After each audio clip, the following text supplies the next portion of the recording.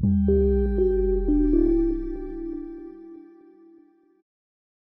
an osteopath and did a fellowship in manipulation, trained in acupuncture, of course medicine, and all these injections for quite a while now. And I really, read a lot of A.T. Still's books, and that's where my philosophy comes from, is physical structure of the body is the basis of all life.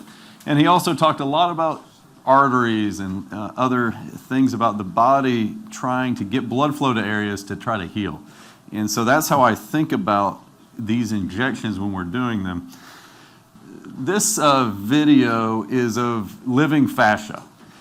And I did my first regenerative injection in 2003, and that's when I was first year in medical school.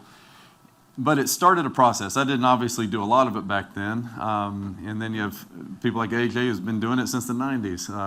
It's learning from these people that have done it a long time. And then one of our teachers, before there were stem cells in the prolotherapy world, if you've been in that, we had docs that were doing injections since the 1970s.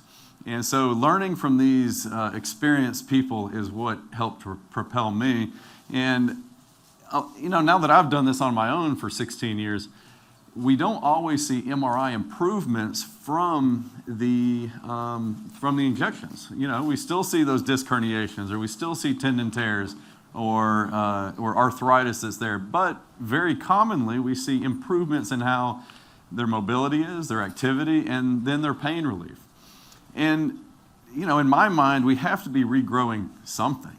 And I really think it's this structure here, the fascia, which helps to hold things together, the connective tissue, the capsular structures, the things that are harder to see with our imaging techniques currently.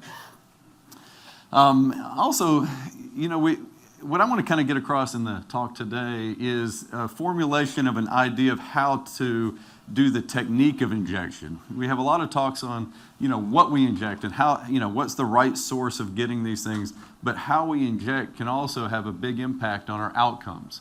And we really, in my mind, I feel like we can do these things more comprehensively and get results that some people would say, why did you inject that? You should have sent them to surgery. We had a case recently, instead of doing injections with us, he decided to have a hip replacement, and an hour later he had a stroke, and now he's in a long-term care facility. So when surgeries go bad, they go really bad. And in my clinic, that's what we see. We see all those people that have had these problems. We even had a spine case. She had all the money in the world, found the best surgeon in Switzerland, and she was paralyzed afterward. So these things can happen, and with our risk, unfortunately, it does come down to money, but that is pretty much the only risk. Everything else is very low. Charcot-Marie tooth, that was a great lecture earlier. We actually had a case. Dr. Morris actually injected him, and he had already had rods. He had hardware placed.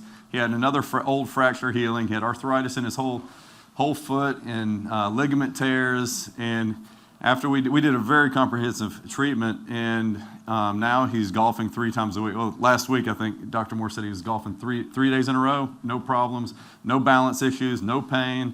He's doing great. So let's keep going. Okay, so here's how I think about things. I think it's important to know where did we start from and how did the idea of this field come about. And then, like I said a minute ago, mobility, activity, and pain relief is what I'm looking for, and that's what I set up with the patients to begin with about what are your expectations, what are my expectations from these treatments. And, treatment determinants, so the technique, the product quality, patient biology, and the expertise of the doctor. And then we're going to go over some case studies just to reinforce what we can do with this in even extreme cases.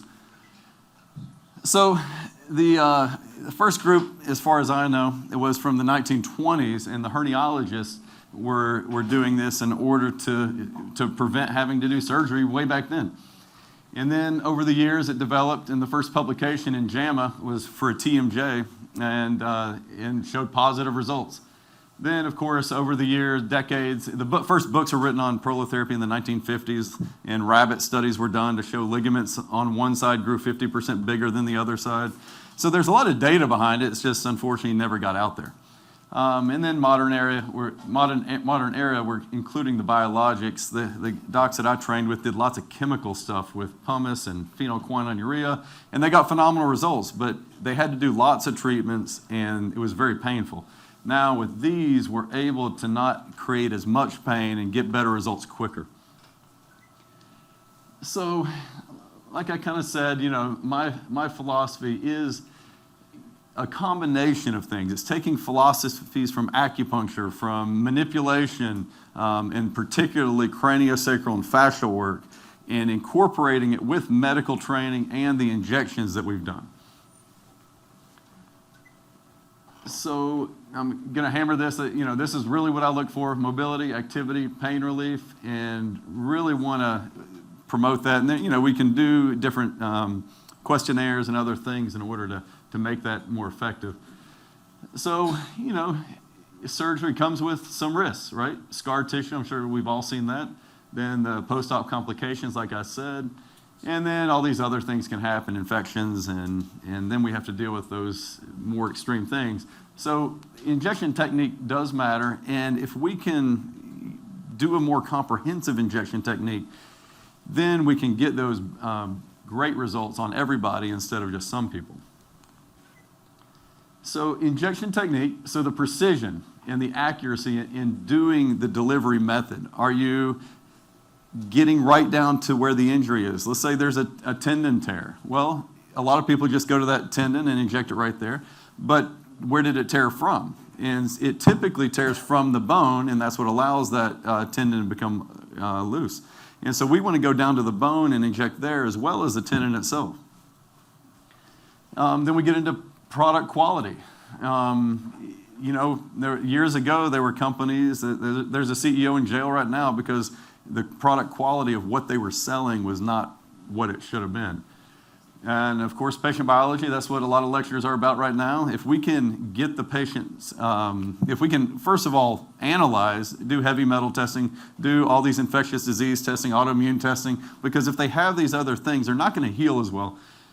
In my experience, though, the problem is they don't want to do this stuff. Not everybody wants to do it, so it makes it more difficult. And then clinical expertise. We got to have our traditional medical training in order to understand our anatomy, our diagnostics, our ultrasound training, and our needle placement. So we're getting exactly where we need to be at the time of treatment. So I think about these regenerative injections as in three ways. We have a joint injection, which everybody can do pretty well. We have spot injections, where you find an injury and you just go right to that injury and inject it, or you feel for tender spots and inject right in those tender spots. But me coming from acupuncture manipulation, I always ask, well, why did that injury happen to begin with? And so let's say we have a rotator cuff tear. Well, I think about it as an instability in the shoulder joint of the capsule labrum ligaments that created the brain to have a compensatory pattern and tighten those muscles up, and then those muscles are more likely to tear off the bone. And then you develop arthritis long term. And so if we don't fix this stability structure, a lot of times maybe we don't get great long-term results with just a tendon injection. Although, especially at the beginning, I did lots of cases where all I did was inject tendons only, and they did get better. But to be comprehensive about it, we really need to inject everything. So, it comes from that whole philosophy of, hey, let's treat the whole body. And so when we look at a joint, let's treat the whole joint. And there's even cases, too, where people are doing nerve injections to help with tendon repair in the patella tendon and the Achilles tendon. And what if in the future, not only did we inject the tendon itself, but we injected the nerve going to the tendon as well? And right now, there's just too much cost involved. If we had to do all that, then we'd never be able to have the patients afford it. So, we have different things. We have different types of PRP, different types of adipose, bone marrow, then allografts. And it's just really going to courses, understanding what these are in order to get the best results. I always wondered, why when we're born, everything was made perfect, right? And when we inject it, or we get hurt, why do we develop scar tissue? But, when we're born, all the ingredients are perfectly made and formed. As we get older, we don't have that ability to put that into the same matrix that it used to be. So a lot of injuries will have scar tissue. So when you're in there with a needle, part of the technique is actually feeling for that scar tissue and breaking it up, because that will restrict motion, and it could be restricting blood vessels and nerves. Like I recently had somebody years ago, they had a complete IT band rupture, and ever since she keeps getting bruising and pain, pretty frequently, every few days. And all we did was go in there and just needle everything up, put PRP, and she's 90% better now. So, of course, we've heard lots of talks about senescence, and it's definitely, if you have a lot of cellular senescence, then you're going to have a hard time to heal. And so addressing those with, IVs, peptides, or diet, exercise, hyperbaric, chronic inflammation, and then concentrated delivery. Sometimes the injuries, you need higher amounts of what we inject. It's not that the treatment didn't work, it's we didn't inject enough of the product to make it work effectively. So what do we need? First thing we need to do is get our diagnosis right. And that's where we do, obviously, from physical exam, from MRI, X-ray, ultrasound, whatever you need in order to get the exact diagnosis so you can make the right treatment plan. And then, of course, like I keep emphasizing, exact placement within the tissue, whether it be, like I trained with hands-on therapy because that's how the doctors that trained me did it, and I got into ultrasound later. And now I utilize ultrasound if I think I need to do it to get that patient better, or if I want to really look at that injury, especially when we inject fluid into a tendon or muscle. You can see the tissue open up and see interstitial tears that never show up on MRI. And if you're not skilled enough to do that, then I encourage you to learn that. And then, again, how much volume, how much PRP do we need to put into that area? How much allograft or bone marrow in order to get the success we need? So we have visible pathology, like labral tears, cartilage destruction, tendon. Then we have structural issues, and sometimes these things show up on MRI, but in my experience, I do lots of testing on people, and I see that these are a problem almost all the time. And then we have different types of imbalances, and if you can't do the hands-on yourself, I encourage getting somebody in the office, because you can actually feel the compensatory patterns with your hands and the muscles, looking at alignments, and then we can monitor our success, not only from a patient mobility and pain, but we can actually look at these alignments and see if they stay improved and better, or if they're still feeling better, but we still feel these things that are off, we still need to do some treatments in order to get long-term success. Okay, so location, needle technique, guidance methods, and tissue response. And last one is what I was talking about, looking and seeing if that tissue opens up or not, because that'll give you a better idea of what's going to happen. And that there's not when we don't see the results we want as far as an MRI change, there are some ultrasound people looking at these injuries, especially within tendons, because you'll see an increase of the microvascular flow in diseased or injured tendons. And with ultrasound, now the good ultrasounds have the ability to measure that flow, and a lot of times we're seeing that that flow improves, even though we're not seeing a tendon change necessarily. And again, volume, emphasizing how much volume do we need? Do we put enough in there in order to make a response that we want? So I really believe this, the patient's body tells us things, and the person may not be able to explain that adequately enough in order for us to understand it. So we have to ask the right questions to figure that out. But, history is the paramount of everything. It's 80% of what we need to make our diagnosis. Okay, so let's go into some cases. This was a D1 college tennis player, and he had torn his labrum and had a really big subscapularis tear. And he couldn't go overhead, even lifting his arm overhead was painful, and let alone serving. So I'm not going to go exactly with this. I'll kind of give you a summary of what happened and let you all read through this later. But he went to 3 surgeons. The first 2 said, you need to tie that labrum down and we're going to fix that subscap. Otherwise, you're not going to play again. The third one, he was an NFL team doc. He goes, did the first 2 tell you you may not play college tennis again? He goes, no, they didn't. He goes, go do stem cells. If it doesn't work, you can always do surgery later. So he found us. And here's the different testing. And initially, we did bone marrow aspirate with a tissue allograft. I like pieces of tissue. That way we get a scaffold that the body can build upon. And then 3 weeks later, we did PRP. And then we sent him to a physical therapist, highly skilled, to do this. And he stayed for a month in Miami, and he was hitting balls again after a month. Then he went back to the team, and it took a little longer because the therapist at the team shut him down again because they just couldn't believe that he was going to be healed from this. But as you can see, 6 months later, he was fully competitive again, had the best year of his career in college. And he even played pro for 3 years and then became a hitting partner. And, follow-up 8 years. He's still doing great, still a hitting partner with pros. We re-MRI'd him, and the labrum tear was still there. The subscap tear had improved, but it was still there.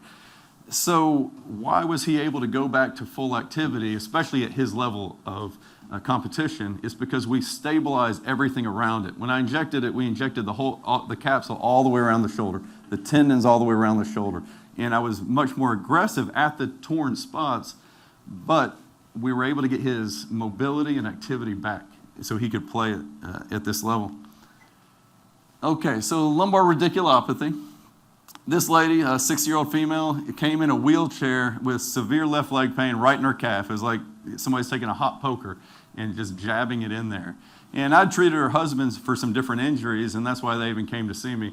And she's like, I don't want surgery. I was like, look, your pain is so bad. I was like, I need you to go to the ER, because this could be compartment syndrome. It could be maybe it's a really bad disc herniation. Went to the ER. They just sent her home on muscle relaxants, NSAIDs, and prednisone. Did that for 14 days. She saw the surgeon, and of course they recommended, well, here's the MRI changes that she had. Of course, they recommended fusions, and she told the surgeon, I think I'm going to try stem cells. He goes, you have more money to waste than I do. And I'm sure a lot of people in here have heard that before. But, okay, so what I did is I did treatments right to the areas that I thought that her problem was coming from. And I did do a test first. I did a lidocaine test. And what I found was I did lidocaine to these areas exactly. And her pain was 80% improved for about an hour. Then it all came back. So in my mind, I had to go, well, because if you do a lidocaine test and the pain goes away completely, then you put the biologic in there and that tissue can regrow, and then we see results all the time. But with an 80% improvement, the question was, well, am I still going to see that result? And it was just relaying that information to her. Look, this might not work, but the fact that we got an 80% improvement, I think it will. And she decided to go ahead and do it. And you can see 50% pain reduction within 3 days. At 1 week, she was walking. And 3 months, 0 pain. And now it's been about 7 years, and she's still doing great. So TMJ, TMJ can be a little more difficult because you have to take biomechanics into account. And the TMJ is heavily affected with the upper cervical spine and the occiput. So doing craniosacral therapy, doing, feeling for imbalances in the cervical vertebra really helped me to understand how to get the TMJ good. Because very rarely when I do an imaging of TMJ is there a pathology. It's usually coming from the neck. And this lady had it for many years, started in 2019, and then she went to everywhere. She went to specialists at Johns Hopkins, Tufts. She saw chiropractors, sports medicine, physical therapy. She went everywhere. And finally, and they're friends because I've treated their whole family for a long time. And I always kind of let her just do this stuff because they weren't quite sold on the injections for her condition. But finally, at one of these specialty places, they said, well, you know what? Nothing else has worked. We need to put a permanent implant of some fixture. I can't remember what it was, but it was awful. And so I was like, look, okay, let's talk about this. And we did, and they decided to do injections. And this was everything that I found, mechanics and muscle findings. And I did a mixture of PRP and tissue allograft, and these are the areas we went, as well as all the, I don't do interventional spine myself. I had a doc come in. We did upper cervical all the way from CO to 1, 2, 2, 3, and then injected the rest of the cervical in the occiput attachments. And she saw some improvements even 3 days after. Her mouth actually started to close straight for the first time in many, many years. And then 80% improvement. And she would get some different tightness throughout about a year. For a year, she would get different things. And you'll find this happen. One of the big things to explain to people is when you do these comprehensive approaches, especially, usually it's 4 to 6 months later that people feel better.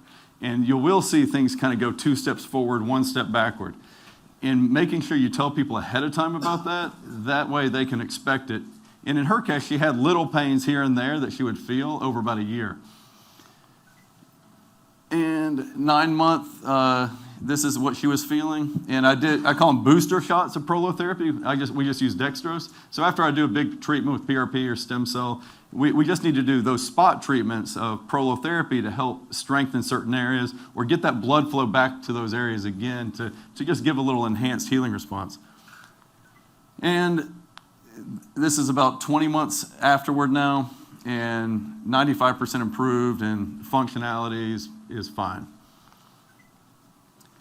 So another right shoulder. Now this one I want to put in here because of a lot of our patients, they don't just have one injury, they have multiple injuries. And we have to address all those things to get things better long-term and to get people back to what they want to do. So he had large full-thickness supraspinatus tear, fluid around the muscle, high-grade partial thickness of supraspinatus, infraspinatus, and then tendinopathy in the subscap. Also degenerative labrum, bicep tendon tendinopathy, and subcortical cystic changes. And arthritis and a spur. And so we did treatments. Just did one treatment with him, PRP and tissue allograft, and his quick dash that was just a couple months later, went from 27 to 3, and 3 years later, he's still doing fine. And his son actually came to see me the other day. Okay, this one was very interesting. Mid-30s, he's a professional defensive end playing for the NFL, and he was a starter, so it's not like he could take a rest and relax. And they kept pushing him through injuries, and he ended up with a complete PCL tear.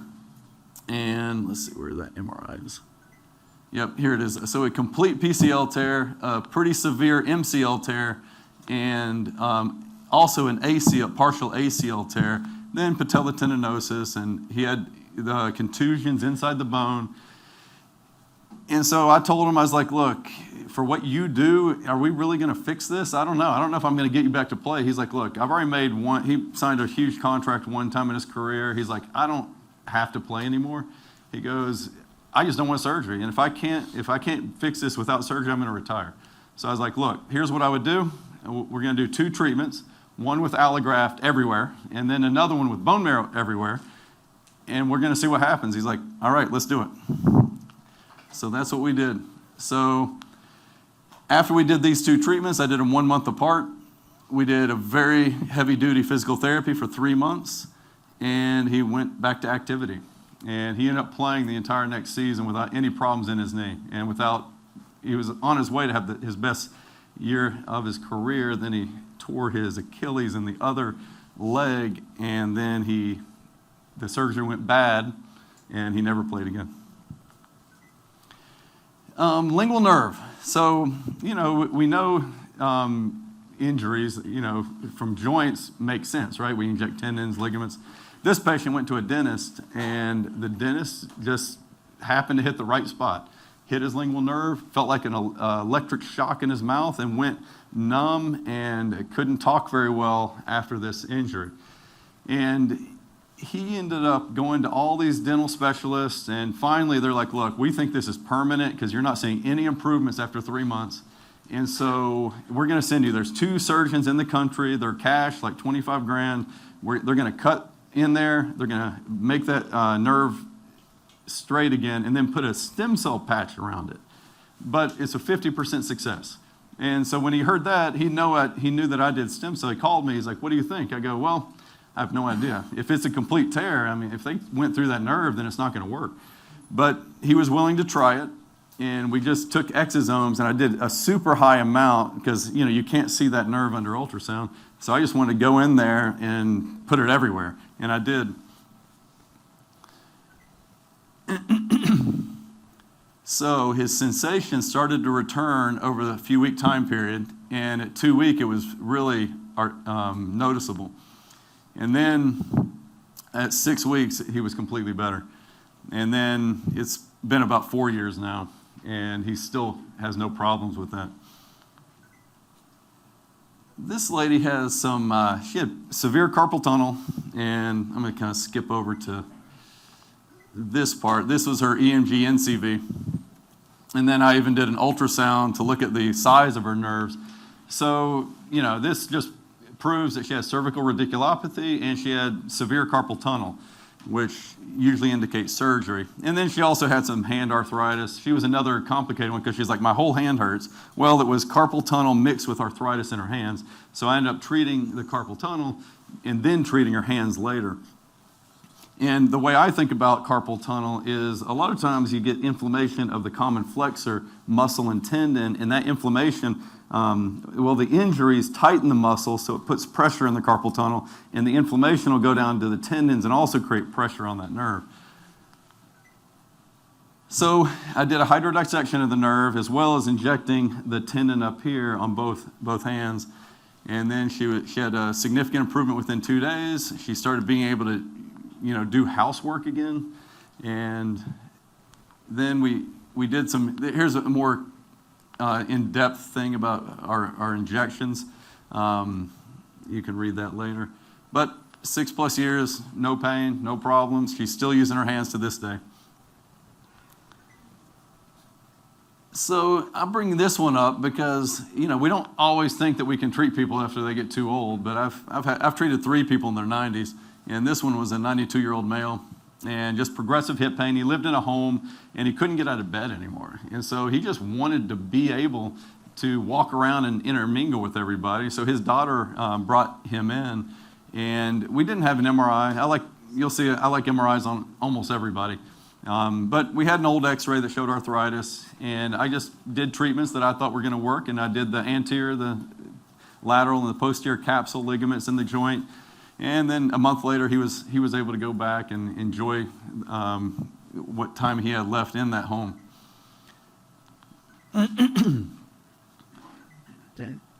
So this patient, 58-year-old, came to me 3 years after his back pain first started, and he had already been to multiple interventionalists. He had the facet injections, the epidurals, all the traditional stuff, recommended to have surgery. But he didn't want surgery, so he would stand up, and after 5 minutes, he'd have this radiculopathy down his leg, and he had back pain. And all he wanted to really do was play golf. He loved to play golf 2 to 3 days a week, and this was inhibiting that. So these are the different findings, and he was somebody who, and that other lady I put up earlier, they started to help me formulate how I like to inject spines nowadays. So we started his treatments in 2016, and you can see what I did here. Then in early 17, and then June of 17, he was at 80% improvement in 6 months after the first treatment. Sometimes it's like a puzzle, right? We do some treatments and we see how they respond, and we do some more treatments, and then you start to really funnel in how your mind works and what you would expect from the treatment to get this person better. So, followed him at different points in time.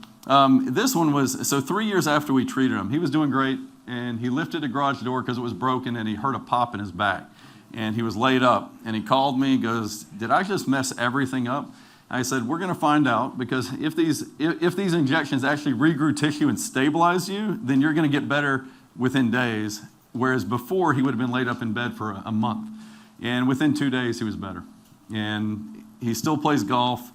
He still does everything he wants at this point. But you can see every once in a while we'd have to do 1 or 2 shots here and there to try to target things. So after I do a big procedure of injecting like 25 or 30 injections around the spine, then we just need to do these spot injections to help calm some of that those focus areas down.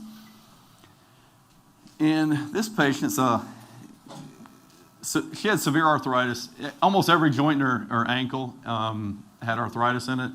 And she was a retired school teacher, and now she's like, I have a trip in Europe coming up in 8 months, and I want to be able to walk around. Well, she couldn't walk around a basketball court.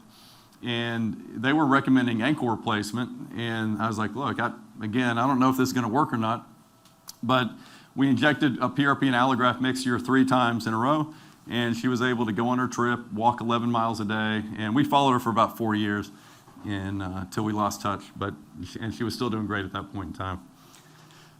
All right. Thank you all for having me. Appreciate it.